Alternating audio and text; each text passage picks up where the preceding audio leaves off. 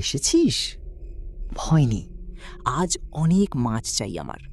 বিনিময়ে যা চেয়েছিস তাই পাবি, কোনো কমতি হবে না। মাছ ধরার নেশা কি কখনো মানুষের প্রাণ কেড়ে নিতে পারে?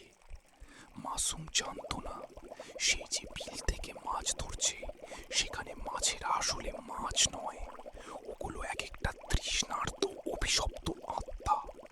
কিন্তু মাসুম কিসের বিনিময়ে এই বিপুল সম্পদ পাচ্ছে জানতে হলে দেখুন আজকের রোমাঞ্চকর গল্প, অভিশপ্ত বিলের রূপালী মাছ।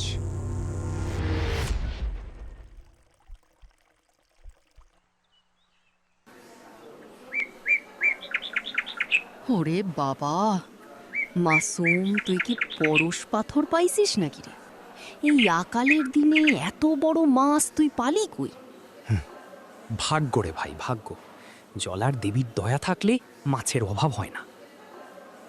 দয়া না ছাই, গত মাসেও যে লোকটা না খেয়ে মরতো সে আজ সোনার আংটি পরে ঘুরে বেড়ায়। কিছু একটা তো ঝামেলা আছেই।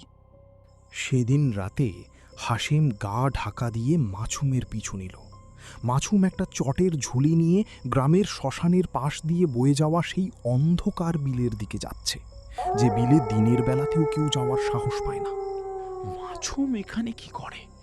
এই বিলের জল তো কালো কুচকুচে, এখানে তো মাছ থাকার কথা না। মাছুম নৌকায় উঠে বিলের মাঝখানে গেল।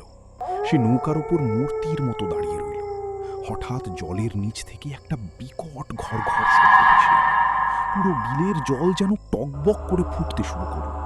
মাছুম তার হাতের ঝুলি থেকে কিছু একটা জলে ছুঁড়ে দিল।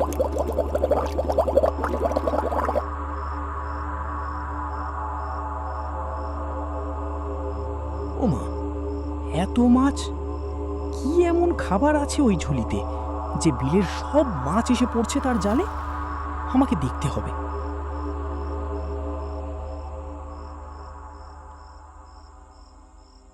পরের দিন দুপুরে মাসুম তখন বাড়িতে নেই। হাশেম সুযোগ বুঝে মাসুমের ঘরে ঢুকে পড়ল। তারপর সে সেই ঝুলিটা খুঁজে বের করল। সেই ঝুলিটা খুলতেই আর্তনাদ করে পিছিয়ে গেল। ওরে খোদা, এগুলো তো মাছের খাবার না, মানুষের মাংসের টুকরো। আর এই নেতাটা তাজা রক্তে ভেজা। মাসুম কি তবে জ্যান্ত মানুষ মেরে বিলের পিশাচকে খাওয়াচ্ছে? এ তো মাছ নয়, এ যে মানুষের অভিশাপ। হাশেম যখন ঝুলিটা খুলে দেখছিল তখনই পায়ের শব্দ শোনা গেল। কি যেন আসছে এদিকে, আমাকে পালাতে হবে।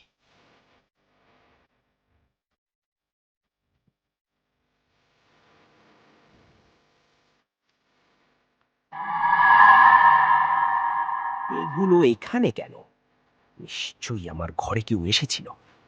না, আমাকে আরো সাবধান হতে হবে। আমার পথে যে আসবে সেই হবে মাছের খাবার।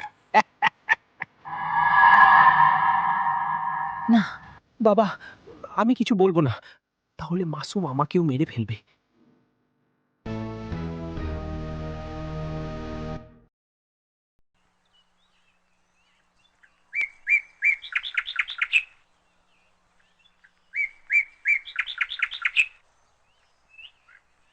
কিরে মাসুম, কয়দিন ধরে দেখছি মাছ ধরতে যাচ্ছিস না?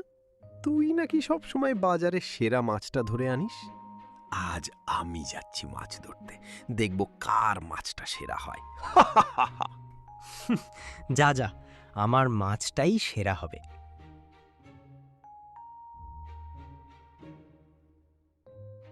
বলে তো দিলাম, কিন্তু কদিন ধরে তো সুযোগ মতো কোনো মানুষ পাচ্ছি না। কিছুদিন যাবৎ কোনো মানুষ মারা যাচ্ছে না। মারা গেল তো শ্মশান থেকে কিছু একটা ব্যবস্থা করতে পারতাম। কি যে করি! প্রতিদিন তো এত এত খাবার দিই, একদিন খাবার না দিলে নিশ্চয়ই রাগ হবেন না। সে আমাকে অনেক ভালোবাসে, আমাকে এত এত মাছ দেয়।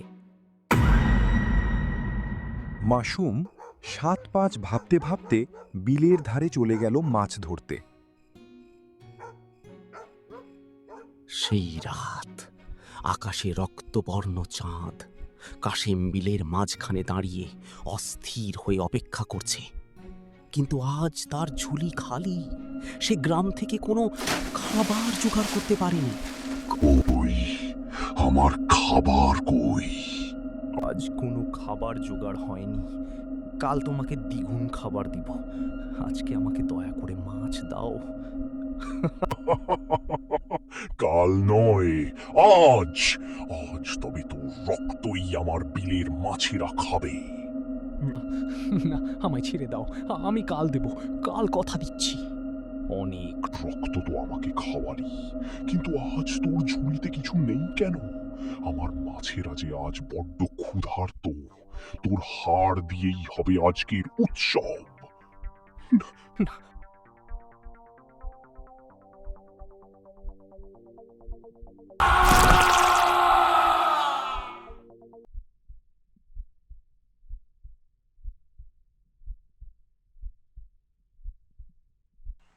পরদিন সকাল, কুয়াশা কেটে রোদ উঠেছে। গ্রামের লোকেরা দেখে বিলের মাঝখানে মাসুমের ডিঙি নৌকাটি উল্টে আছে। ওটা মাসুমের নৌকা না? হ্যাঁ, চল তো গিয়ে দেখি। তারা নৌকাটি টেনে পাড়ে আনলে এক বীভৎস দৃশ্য চোখে পড়ে। লোভের শেষ যেখানে, পৈশাচিকতার শুরু সেখানে। মাসুম অনেক মাছ ধরেছিল ঠিকই, কিন্তু শেষমেশ সে নিজেই মাছের খাদ্য হয়ে গেল। আজও নাকি পূর্ণিমা রাতে ওই বিলে মাসুমের হাড়ের খটখট শব্দ শোনা যায়।